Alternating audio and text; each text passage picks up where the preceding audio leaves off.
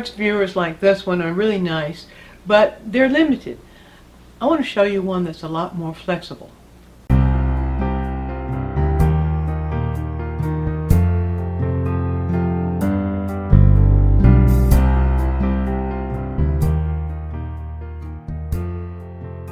We need just a few cheap materials here in order to make ourselves a rule of thumb viewer that will give us a lot more versatility than the commercial one.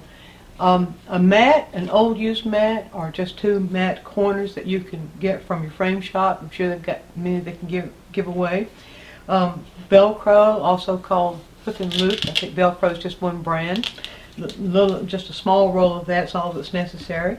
Coat hanger, wire clippers, a piece of fabric or ribbon, and a 3-inch bulldog clip, piece of kneaded eraser, and you're in business. So let me show you how this works. To begin with, if you're starting out with mat corners, you have to do nothing but get started. Starting out with a mat already cut, you'll need to cut it so that you have the two mat corners like that.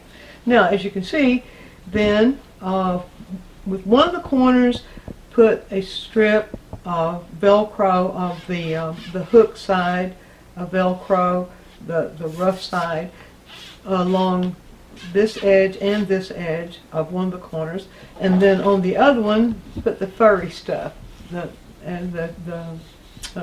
loop stuff. That's what it's called. Then, very, very easily, you can create for yourself any size viewer you want. So you can create or any shape viewer that you want. If you want a more of a rectangular, a long rectangular shape, you can create that. Or if you want a square shape, a lot of people like to work in squares these days, you can create that. So this gives you that kind of flexibility, but it gives you, there's something else that you can do to add more flexibility to it, and that is with a coat hanger, a wire coat hanger like this, you want to cut 4 pieces of wire about the length of one of these legs. And you want to be sure when you do that the coat hanger doesn't have bends in it. Sometimes these wire coat hangers can get bent in this way. So you want a coat hanger whose wire is perfectly straight.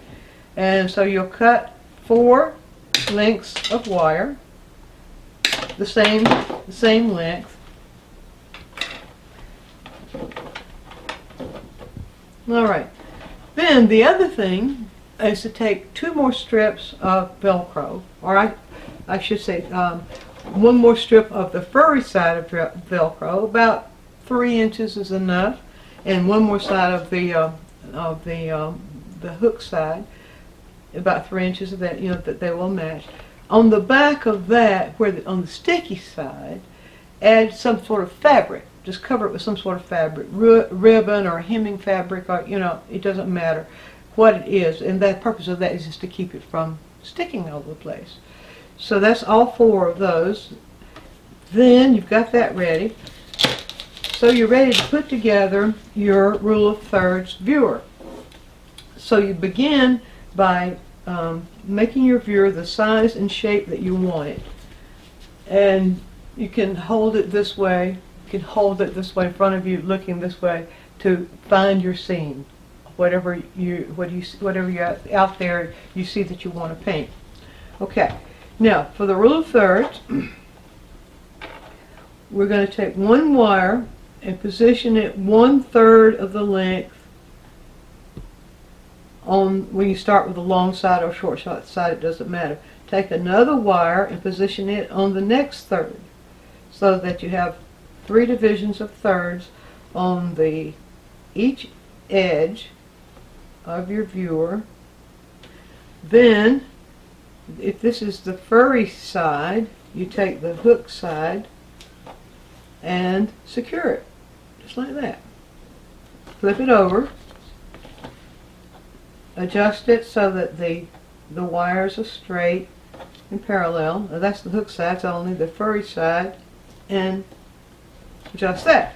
Now I've got halfway done. Then I go with the other side, and I position the wire so that it's a third of the way over. It has to go under here and over this one, and another third here. I'm going to be sure that those are in good, pretty accurate, you know. Doesn't have to be absolutely, but pretty accurate. And then do the same thing here. Fasten it with the Velcro, the strips of Velcro. Turn this one over. That ran a little short, but it's still, that should be all right. Now, there we go. Now we've got our rule of thirds viewer. And the way we can use that is simply to look through it and find the subject that we want to paint. Position it so that our focal point ends up being on one of these little intersections. Or we could find ways of aligning the subject we're looking at so that horizons would align on one of these edges, for example. Or that some vertical, such as a tree or a person standing, might align on one of these vertical edges. That kind of an alignment will form a very pleasing composition. Once you have the subject selected, you can set up your easel, as I have mine here. Now, if this were my subject, I might see that I might want to set the little barn here on that intersection, and that would make a very, very nice composition. It just so happens that the suggestion of the horizon of the sky aligns here, and turns out, in fact, if I push it over just a little bit like that, or I could just shift one of those trees over so that it might align here, but I wouldn't have to do that. Only need that one alignment. So in order to keep that handy so I can use it all the time, I can take my kneaded eraser. I put the bulldog clip here at the top of my easel, take the kneaded eraser and secure, well, let's see, what am I? Secure the viewfinder right there, and then I can stand back and look through the viewfinder at my subject and always be sure that I'm looking at what I'm painting here, and that I have my center of interest placed here according to where I'm painting here. And there's your quick tip.